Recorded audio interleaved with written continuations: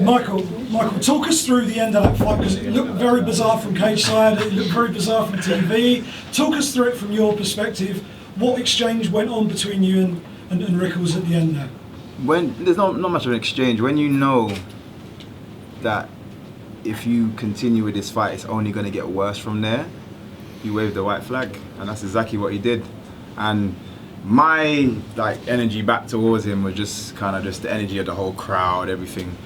Nothing personal. Obviously, he was talking a lot beforehand, and it just kind of came out in that moment as a reply, and I was being a bit rude, but yeah, it just kind of came out. Dying to know what you said. It looked like I was like, "You're effed. You know you effed up. You know you effed up." I was just shouting at him, and yeah, a bit rude, but yeah, he did F up. How frustrating was it that you weren't able to go on in that fight and maybe claim another spectacular finish, because it looked like it might have been on the way? No, I don't get paid for overtime, man. So if he wanted to quit, that's his business. Like, I'm coming back to the cage, I'll do it another time. You know what I mean? Hopefully, I think most people enjoyed the show anyway. So I'm good. I'm happy.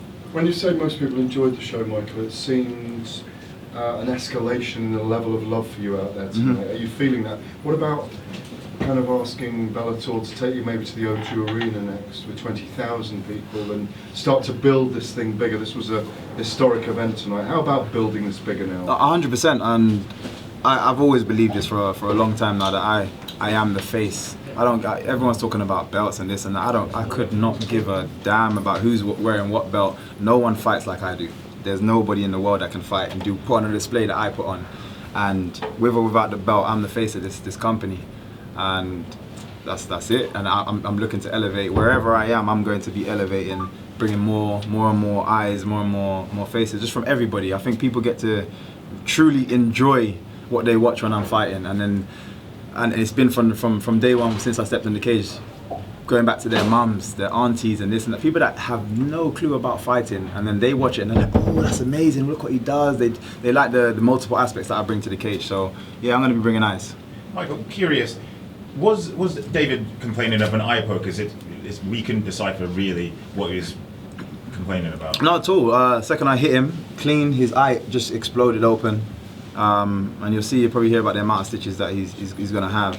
And like I said, he immediately knew it was only going to get worse from there. And he just like, I'm out, there's no point. He was waving himself out. And were you surprised that he waved himself out? Because hell no, you get in the cage with me. You wave yourself off too.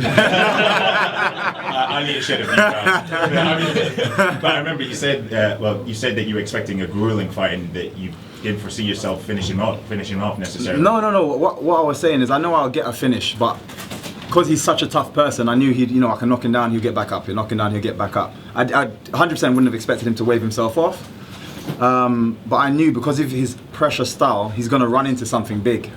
Once I have his timing, and even when I dropped him the first time, I knew I didn't need to crowd him and jump all over him. I let him get back up. And the reason I let him get back up is because by that point, I already had his timing. We could have gone another 12 rounds. He never laid a hand on me. He couldn't even get a leg kick in. Like, I had his timing. And I said this, I can't remember who I was speaking to, and I was, and some of you, one of your reporters in here, and I said, sometimes I get people's timing in like 10 seconds, 30 seconds, and sometimes it takes me a whole round or 2 rounds before I actually get somebody's timing. And yeah, that's what it is. And, you know what, there was points during the fight where you spoke about timing. He actually was closing off the cage quite well. Mm-hmm. But no matter how close he was to you, he couldn't pull the trigger. Now, do you think that was part of how you mentally broke him down? The fact that no matter how close he was, where under normal circumstances, maybe against other fighters, he could have done some damage, he was unable to do so against you? Yeah, I think what it was is he came in with a game plan to do exactly that. You know, had a bit of a zigzaggy movement to try and pin me down. But I work well going backwards, I work well going forwards. It wouldn't have changed anything. And I think, as you say, once he realised that he's still not able to lay hands on me, and then those kind of shots came in, he just wanted out. When you it feels as though that's one of the best shows you've ever put on.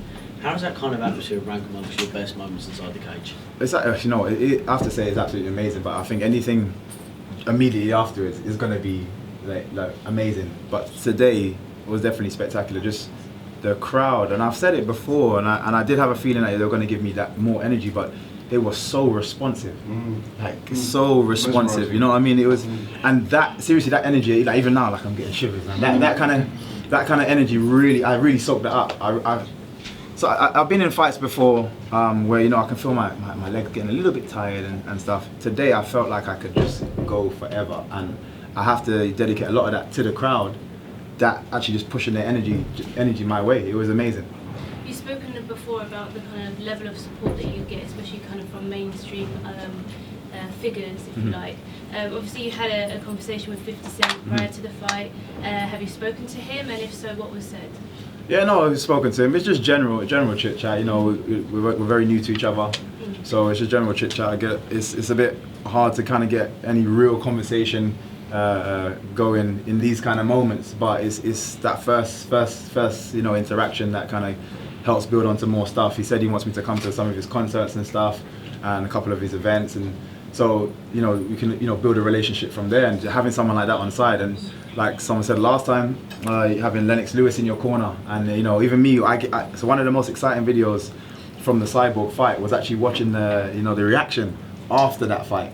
So it's weird, people like, I probably watched that more times than I've rewatched my fight, and it's just amazing to see like Lennox jumping up and down, like, you know, his excitement, and then T Ortiz there clapping, like just going down the line and just seeing all these faces that are showing their appreciation. And now this time around, like, man, I had an Avenger in there. That's crazy. So it's getting bigger and bigger, and I'm just soaking it all up. Michael, in the last few days, you know, it came to light that you had a connection to Helen Ramsey, and you paid tribute to her in the post-fight interview. How much was that situation kind of playing on your mind at all in the build-up to this particular fight? It's one of those, it's a situation where I can't let it, because if I did, I would have let her down. You know what I mean? It's something like that can weigh heavy on your chest. It can weigh heavy on that kind of stuff. Will soak your energy up. So yeah, I had to put that to one side and handle my business. And once it's finished, I can say, look, that was for you. But I can't. If I'm holding on to that, that wouldn't have been the performance that I had in the cage, not at all. Michael, the last time I spoke to Scott, he talked about a welterweight tournament. Does a tournament actually intrigue or actually interest you, or does an opponent, a specific opponent, actually interest you? The tournament thing, you remember when I actually signed to Bellator, it was tournament based. So it was something that I almost was waiting to go into anyway. So if they wanted to put on a tournament, again, like all these other, I know it means a lot to a lot of people, belts, tournaments, this, that. I just enjoyed each moment that I step in. I know it seems weird because everyone likes to call out people and do this. I genuinely do not care about anybody else. I just don't, because I can do stuff like that. People can't, like with or without other people's names, they just can't. And just on that, in terms of other opponents, you know where I'm going with this already. We spoke in the run-up to this about rekindling the fire because you've lost interest in our old friend Paul Semtex Daly. Who's that? Who's that?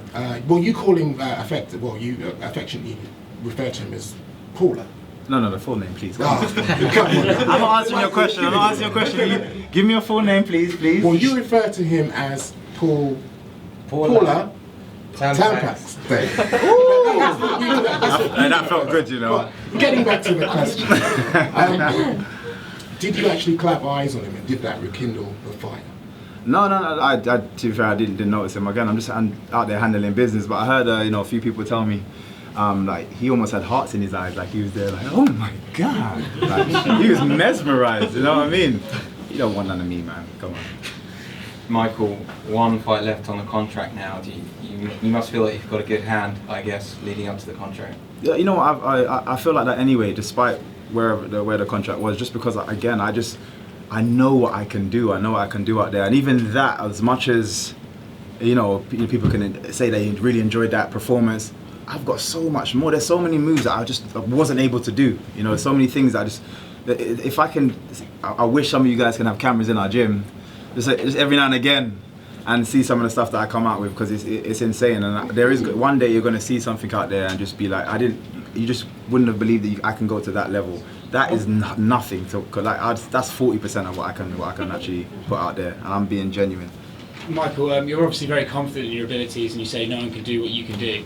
Is there any fighter on the roster in your division that can trouble you? Is there a style that can trouble you? There's many people that can trouble me because styles make fights. There's many people that can trouble me, but when I say do what I can do, I mean do what I can do. There's nobody that can do that. Like, I'd give me any name, throw any name out there. There is no one that can do that in the cage.